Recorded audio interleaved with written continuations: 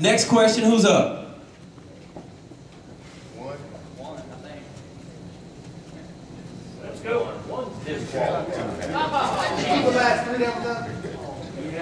And he's in the rule book more than anybody. He's still cheap. Okay, let's go. Group 1. Group 1. Ted Saxon. And Group 2. Group 2 doesn't have points yet, right? Kerry Sanders. Kerry Sanders? They're Group 2. Okay. They just already went up. Okay, who's coming up then? Ted Saxon's crew. 3 and 6. 1, 3, and 6? 1, 3, and 6. 1, 3, and 6. There are 3 more questions left. G. Okay. Question 11.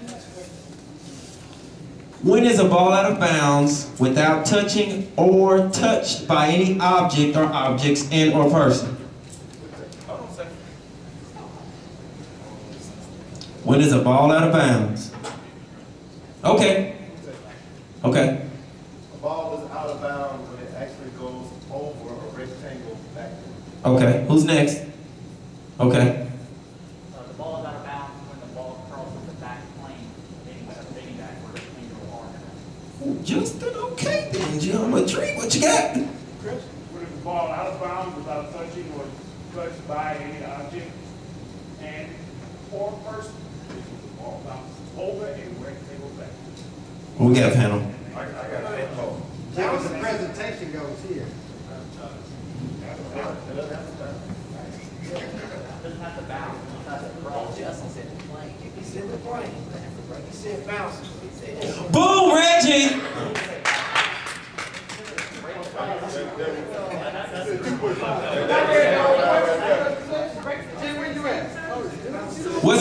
What was the basis on your decision?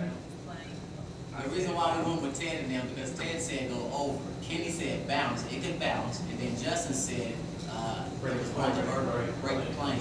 It could be on the plane and has to go over. Oh, you said fan shape too? He said any backboard. Did he say triangle?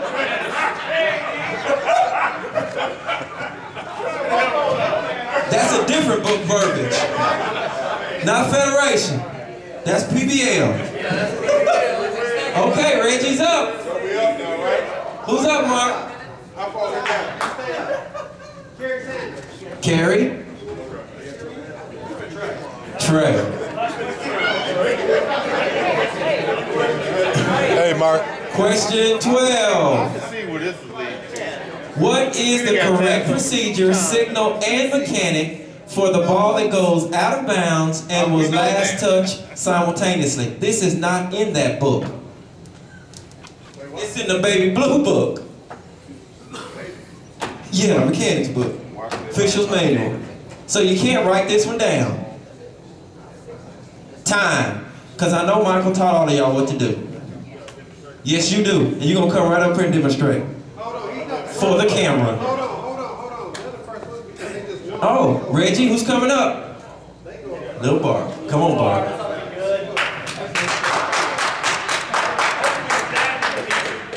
Show me what you got. When a ball goes out of bounds and is simultaneously touched by players of the opposing teams, the mechanics is a jump ball and it goes to the possession arrow as to who will get it. Is that how you gonna do it? That's right.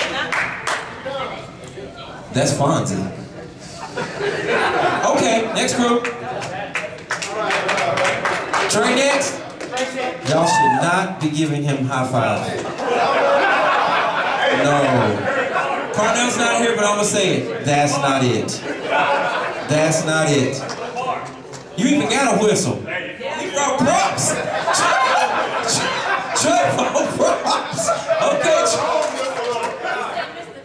Okay, Trey. Quick procedure and signal mechanics for the ball going out of bounds and touching two players simultaneously. All right now. All right. There's no white.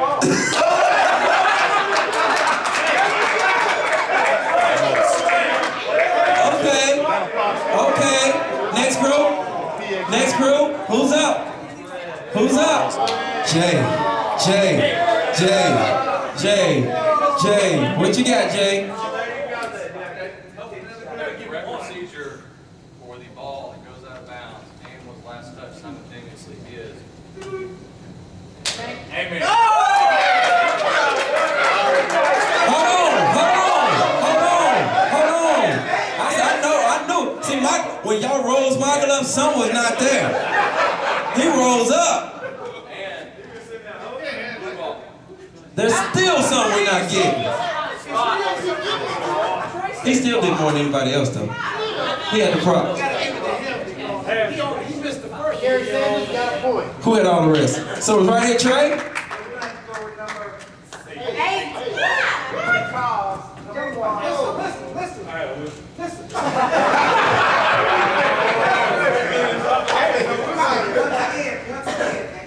And I was reading an article there about signals and mechanics and court demeanor, which is very important. That's how we, once again, communicate.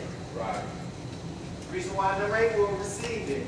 You know, Trey missed one really vital part. We must stop the clock. Understand, National Federation, as opposed to, you know, the next philosophy or the next level. Hold on a second, though. But we still got to stop the clock because it's going out of bounds. Yeah, that's one. Stop. Sharp sound on the whistle. Stop. Jump. Receive and discern what direction. Verbalize color, direction, and then the designated spot that we throw the ball will be thrown in. Yes, sir. Throw in. Number 7 is what we're talking yes, about. Yes, sir. Once again, we take it for granted, but if you do it repetitively, procedure by procedure by procedure by procedure, then it's going to become commonplace. Here's where a lot of us get ourselves in trouble, because we work at different levels, right? So, I know if I'm working a women's game and I have that situation, you know, all we really have is just we go into the jump and then just the direction, okay? But we're verbalizing. And that's where I see a lot of officials get themselves a little confused, coming from here back to high school and National Federation, because we don't hone in on the proper signals based on the philosophy that we're actually working at that given time. And that is very important, because once again, that is how we communicate. Not only with our crew members, but you know, we're communicating with our scorer and timer, we're communicating to team, we're communicating to coach. Some fans know the signals, and when we're not about the business with the crisp, precise, definitive signals and mechanics, then we have shortchanged ourselves. Once again, we can all pretty much go to Wilson, Trey though that little Pete Wilson really nice. We can all usually pretty much get the 5, but now we have to find that tangible or intangible that separates us. So if we're about those processes and procedures, then that has just separated us. Trina, you had something. Yeah, so just because it was cute. No. Correct.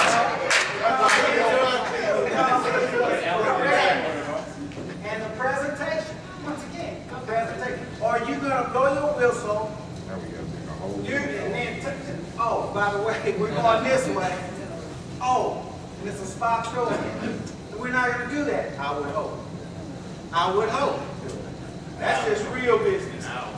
And that's the purpose of these little exercises. Because I'm telling you, it is very obvious. A lot of us get out on the court and we're just going through the motions. And if we really get hit with the situation that we really have to handle, then that's where we get to. And I got a lot of space, and that's why it's really difficult for me not to, you know, stop, think, and then process, and then communicate.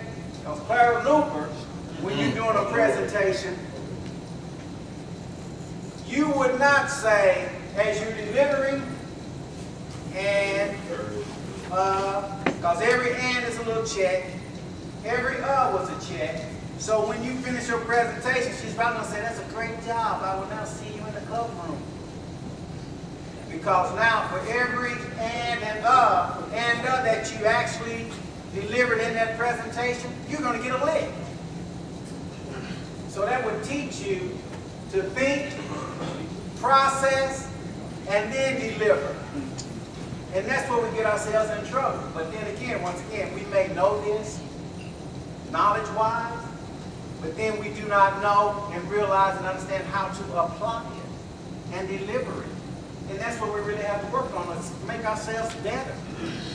So these are very good exercises. I think some of you are like, oh, why are we going through all of this? But I promise you, you get in a real live game situation at some point in your life, in your career, and it's going to happen. And you're going to appreciate these sessions. And you're going to say, man, I wish I would have paid a little more attention. Because it does make a difference. From the outset that we hit the court, even when we get to the gym, that we talked about, into the dressing room. It's a mindset, and you have to get tuned in and locked in with one another. Because when you go out, once again, now you have to be able to manage, present, and handle this ball game. And be prepared for whatever could possibly happen in a ball game. But if you have the knowledge and you don't know how to apply it, it is not worth a dime or a plug, as my old man would say, a plug nickel to you when you need it. So that's why it's very important that we really hone in on our application. You know, not only of the rules, but then how to apply the rules. Now, how do we deliver and communicate? Because we're going to have to do it at some point in time.